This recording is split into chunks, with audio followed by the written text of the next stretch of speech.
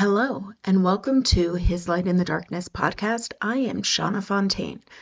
I started this podcast inspired by a devotional that I wrote talking about depression, anxiety, grief, fear, worry, addiction, basically trying to bring some light in the darkness. Today's subject is talking about repressed memories and when they come back to haunt you. I wrote my book Skeletons many years ago to help people who were victims of sexual and mental abuse. It is a book to help you get past the fear, the grief, the feeling that you are at fault. Because as we know, those who have been through that feel like they're dirty. They should feel ashamed when it's not their fault. So I had an experience recently of some repressed memories that came back. I guess I had buried them so far deep that I didn't even remember some things. Now, when I had them come back, obviously I've dealt with a lot of healing, getting past really, really devastating experiences, hence my book. And it really shocked me. The reason why is because I remembered enough, I believe, to be able to work through and teach people how to work through forgiving themselves, because even though we know things aren't our fault, we still feel that guilt, like we did something wrong. Did we look a certain way? Did we talk to someone a certain way? What did we do to ask for it? Even though you don't ask for it, there are just bad people in the world. Simple as that. Bad people, and you can be doing absolutely nothing of inviting something in, and it happens to you. And then you sit and think, I must have done something. It must be my fault. Usually because they either make it feel like you are the one that asked for it, or it's just one of those subconscious things that keeps you chained. And again, that's one of the reasons I wrote my book, is to cut the chains. So having these repressed memories come back was very surprising. It wasn't something that I expected. It wasn't something that I was looking for. It happened because someone had done something, and I guess I had held them on a high pedestal, and coming up with these facts, having to face these facts, I realized they weren't this amazing person that I thought.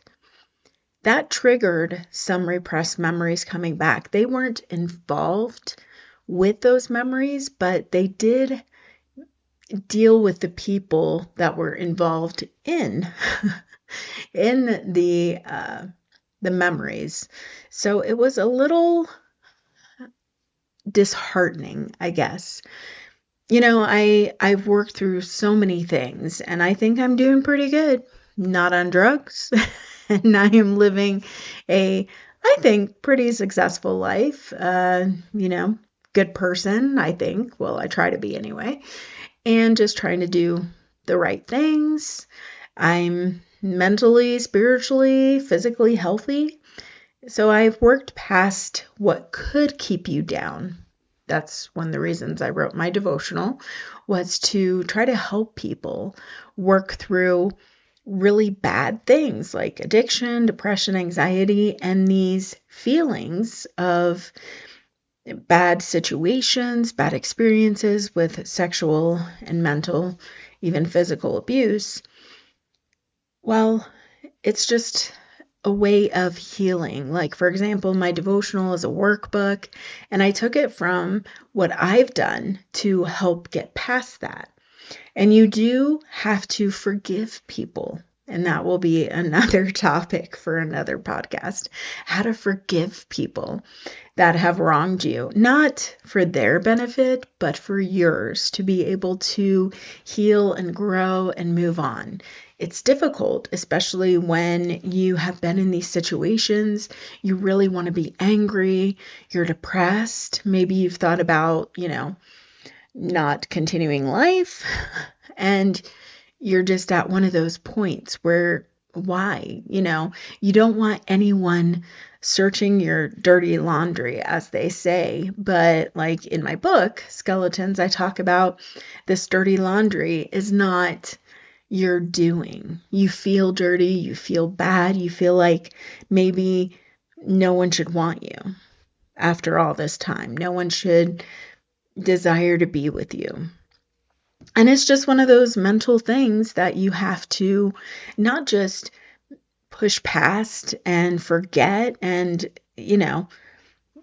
put it in the box and never think about. It's something that you have to deal with, you have to go through, you have to go through the process. So some of these memories, yes, I had gone through the process and of healing. I guess because it happened so long ago, and we're talking about, wow, I would say 40 years ago, almost 40 years ago. That's a long time. And so sometimes you may think, oh, well, it's just because you're older, you forget. No, I think it was so bad that I didn't want to remember. Now, I wrote my book, Skeletons, like I said, many years ago. I think it's probably going on 12 years ago, 13 years ago. It's been quite a while. Yeah, something like that. So obviously during that time, I think they were pretty prevalent in dealing with giving some advice, telling kids, especially kids, that's, what it's geared towards, is just helping people, especially children, get past all these feelings of negativity, depression, self-hatred. And I had these repressed memories come back, and I was, I guess, in shock because I knew that things would happen. Obviously, I wrote the book, so some of those are involved in the book. I guess sometimes you try to convince yourself things aren't that bad. Things aren't that bad. It wasn't that bad. It shouldn't have that big of an impact on my life. And there's certain things that I don't like, situations I don't like to be in. And it's because of these repressed memories, that because of these situations that I don't like certain things. And that's understandable. Everybody's like that. Hey, something happened, you don't like it, you want to get past it, so you try to move on. And I guess I just forgot how bad things were. And it took me probably about a day or two just to come out of that shock, Like I always say, victim knows a victim, survivor knows a survivor. So as I'm speaking, I'm sure those who have survived and have conquered understand what I'm talking about, because you're in a good place, you're doing good, everything's great, and it's not that it's going to take you down. It's not that. It's not that it's an anchor. It's not that it's a chain. It's just, I guess, a memory that comes back and you realize, wow, I did go through that. Wow, it was that bad. Wow, I should be proud of myself. I have gotten to this point. And if you are in a situation and you haven't quite gotten to that point and you're like, hey, I would love to be there. I would love to be successful in being a human being. I would love to get past these anger and, like I said, self-hatred and depression and desire to just not go on. I hope, and the point of this podcast is to reach you, to bring some joy, to bring some encouragement that everybody has a purpose in life. Everyone, every single person has a purpose in life. Now, finding it, well, that's a journey, is to find your specific purpose. And, trying to be better, trying to forgive, trying to get through these horrible emotions and memories is part of the journey. Now, when I wrote my book, Skeletons, as I was writing, I was thinking, you know what? Some of these experiences were bad. They were horrible. And I realized that, you know what, maybe God allowed me to go through them so that I could help people, so that I could encourage people that, there is a light at the end of the tunnel. There is, I promise, there is. It's just a matter of putting a step forward every single day to get to that light, to try to not only be a better person, but forgive yourself. A lot of people say, oh, just forgive yourself. It, I believe, would have to be the hardest thing. Not even forgiving other people for things that they've done, how they've wronged you. I think that forgiving yourself is the most difficult thing, especially when you feel guilty. Even though you shouldn't feel guilty about this, and you're like, I didn't do anything wrong. I know I didn't do anything wrong, but you still feel guilty. You shouldn't, but it's one of those things, a play on the mind, that guilt is it's such a heavy, heavy burden. And when you're a victim, you really have to forgive yourself. And it's a journey. It's not something that happens in a day, 2 days, 3 days. It's a journey. For some people, it may take a month. Some people maybe a year, and some people several years. It took me a while to work through the memories and the experiences. And writing my book, I think, was very therapeutic, because it's not that you want to just come out and shout things to the world. People do not want to shout things to the world that have been through these kind of things. You see it in movies, oh, I want to talk about it. I want to share with everybody. If you've been through this stuff, no, you want it hidden. You want it out of the limelight. You want it buried. But the reason why I wrote my book was I just knew that my experiences could help people. I knew that me writing it out could help people. Because let's be honest, victims do not want to hear from people who don't understand. Survivors don't want to hear from people who want to give their opinion and their advice when they've never dealt with experiences like this. I talk about in some of the podcasts, it took me a long time to be able to accept a compliment of being beautiful. You're so beautiful. You're so beautiful. You're so beautiful. And I would have so many women or young girls come to me. Oh, I wish people would tell me. I wish people would say. And I would say, but you don't know the bad that goes along with it. Now, there are people, of course, good people, that will compliment you, and they mean it in a truly sincere way. But in my experience, I was around people that told me that to get something, or that they thought they could get something. And so it took me, years and years to be able to say thank you. I mean, that was, I think even into my 20s, that it took me to just refrain from thinking it was this horrible thing. They were expecting something.